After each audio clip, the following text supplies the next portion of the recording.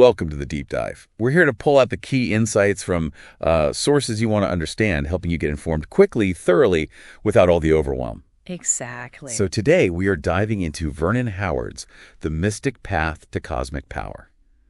A fascinating book. Definitely. Our mission really is to find those really impactful ideas from this text, the ones that offer, practical guidance for a more fulfilling life. Yeah. Howard actually promises a, quote, thrilling guide to transforming your life. He talks about addressing that sort of underlying dissatisfaction a lot of us feel, explaining maybe why things happen the way they do, and offering a path to, dissolve fear and tension. Just the core promise. So let's jump right in. The foundational idea seems to be this concept of the false self versus the true self. Absolutely. That's the cornerstone. Howard basically says that a lot of our suffering, our inner pressure, it comes from this false self. Which is like the ego, our personality. Sort of. It's the ego, our larger nature, he calls it. That collection of ingrained habits, compulsive desires, automatic angers, the noisy roommate in your head. Okay, the noisy roommate. I like that. Yeah. And this false self, he argues, isn't really living. It's being driven by compulsions, knee-jerk reactions, unrealistic imaginations. So it's not in control. It is the control mechanism that's kind of faulty. Exactly. He quotes Francois Fenelon saying, the entire root of your problem is that you cannot get out of yourself. You're stuck in that false self. Wow, okay. That hits home. It feels like we're often trapped by our own minds, doesn't it? Totally. So if this false self is the issue, can we fix it? Like self-improvement, work on its flaws. Well, this is where Howard is quite direct. He says trying to reform or improve the false self is basically pointless. Pointless? Why? Because it's not your true nature. It's like, polishing a mask instead of taking it off. Trying to fix it just reinforces the illusion. Yeah. The real key, he argues, is to see it for what it is, this illusion, and then dissolve it. So you can live from your true self, your authentic core. Okay, so it's not about tweaking the software. It's realizing we're maybe running the wrong operating system altogether. That's a great way to put it, yeah. How does he describe the state we're usually in then, when this false self is running the show? He uses this powerful term, life hypnosis. Life hypnosis. Yeah, like someone under hypnosis just accepts the suggestions as real. We often operate under the hypnosis of the false self without even realizing it. We accept its limitations, its fears, its dramas as just how life is. Because we don't know anything else. Exactly. We lack that clear point of comparison to genuine awareness, so the current state just feels normal, even if it's causing us pain. That's a bit unsettling, like we're sleepwalking. He brings in Aldous Huxley here too, right? He does. He quotes Huxley, who said something like, "It is because we don't know who we are, because we are unaware that the kingdom of heaven is within us, that we behave in the generally silly, the often insane ways that are so characteristically human." The powerful stuff. The idea is we have this incredible potential inside, this kingdom, but the false self keeps us totally blind to it. So what happens when we start to wake up to this, when we get a glimpse of that true self? Well, Howard suggests that recognizing what he calls our kingly consciousness, or true identity, which he says is our birthright, it naturally starts to dissolve fear. Okay. It brings the sense of inner authority, a quiet dominion, he calls it. He even goes so far as to say, the only evil is ignorance of our authentic identity. That's a bold claim. Ignorance is the only evil. It is. It highlights how central this self-knowledge is to his whole philosophy. So letting go of this false self. Yeah. It sounds liberating, but is it easy? Is it comfortable? Probably not comfortable, at least initially. He compares it to getting rid of let's say, a troublesome acquaintance you've known forever. Right, they're annoying but familiar. Exactly. There's an anxiety in letting go of the known, even if the known is painful. But the outcome, he insists, is something far, far better. Fenelon adds, "Let the pride of man be stilled. He thinks he is free, but he is not, still under the thumb of the false self." Okay, so we're in this psychic sleep, as he calls it, which brings us to the idea of awakening and, crucially, self-observation.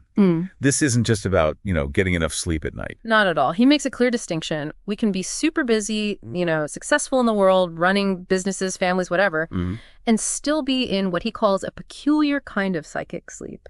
We don't even recognize it. So outer alertness isn't inner awareness. Precisely. Exterior alertness versus psychic awareness. That's why, he says, someone can seem to have it all together externally, but be a complete mess inside. Their private life is turmoil. Right. So how do we start to wake up? What's the trigger? It starts, he says, with a deep and sincere desire to change the inner self. Not just shuffling deck chairs on the Titanic, not just changing jobs or partners, hoping that will fix it. Going deeper. Yes. And often it's things like persistent dissatisfaction, maybe a big shock, a crisis, even public embarrassment.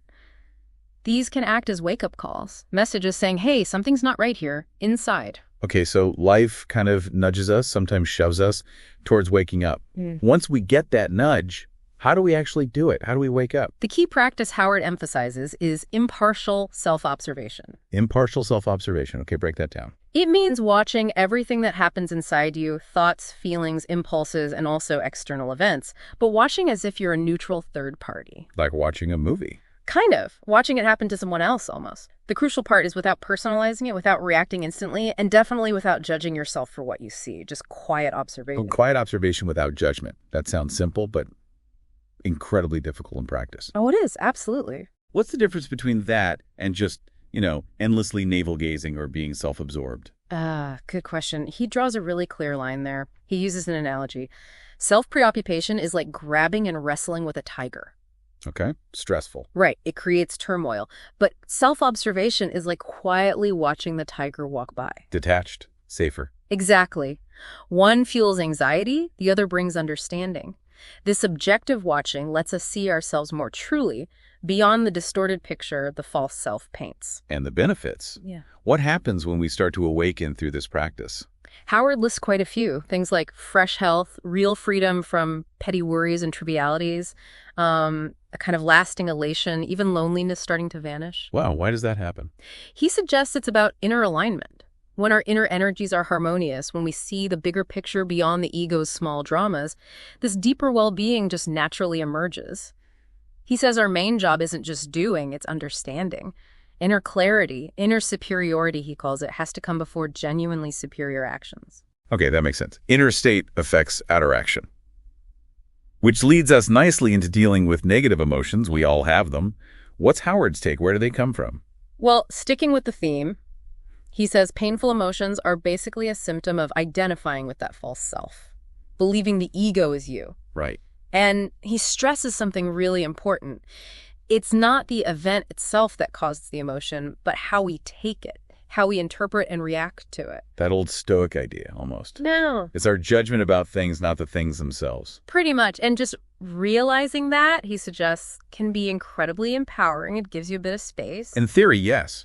But when you're actually feeling furious or really down, it's hard to remember it's just your reaction. Of course, it takes practice. And that's where conscious awareness comes back in. Howard says we need to become fully conscious of these negative feelings as they arise. No evasion, no immediate reaction, no suppression. So back to that impartial observation again. Exactly. Watch the anger, watch the sadness without judging it as bad or identifying with it as me. Just observe it. Bringing it into the light of awareness like that starts to weaken its power because you see it as something separate from your true self. He talks about anger specifically, doesn't he? What causes it, according to him? He says anger often flares up when something challenges our pretentious picture of ourselves, our ego's image. Our sense of importance. Yeah. If you have a strong need to feel important, anything that contradicts that picture feels like an attack, and boom, anger. His advice is pretty blunt. If you don't try to be important, you cannot be disturbed. Easier said than done, maybe. Maybe, but it points to the root. He also says the awakened person stops committing crimes against himself. Things like psychosomatic illness, shame, because they see the illusory nature of the false self that these feelings often defend. So the goal isn't to stop feeling anger, but to understand it, to see where it's coming from. Precisely. Be angry without condemnation. Observe it without identification. Understand its roots in the false self. Seeing what's false, he believes, automatically reveals what's true. Your current emotional state shows where you've been operating from, not where your true self resides. Okay. This mystic path, it sounds like a lot of inner work, which brings up a question. Is this stuff actually practical for, modern life? With jobs, bills, all the chaos. Howard tackles that head on. His answer is basically, nothing else is practical. Yep. He challenges us. Look around, he says. Look at all the heartache, the conflict, the stress. Is that practical? Is the way most people live really working?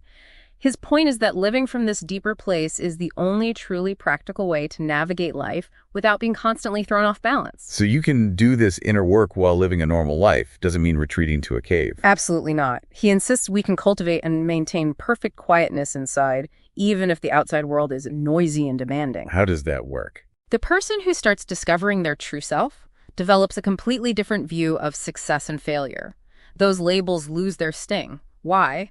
Because your inner well-being isn't tied to external results anymore. You're not dependent on things going your way to feel okay. Exactly. He says, you have no idea of the mountaintop feeling you possess when you no longer depend upon good results to make you feel good. That's real freedom. That does sound liberating. And who can do this? Is it for everyone? He's very clear. Anyone can start this journey. It doesn't matter your age, your job, your problems, anyone, because it's inner development. You take your mind with you everywhere. Right, so you always have the laboratory right there.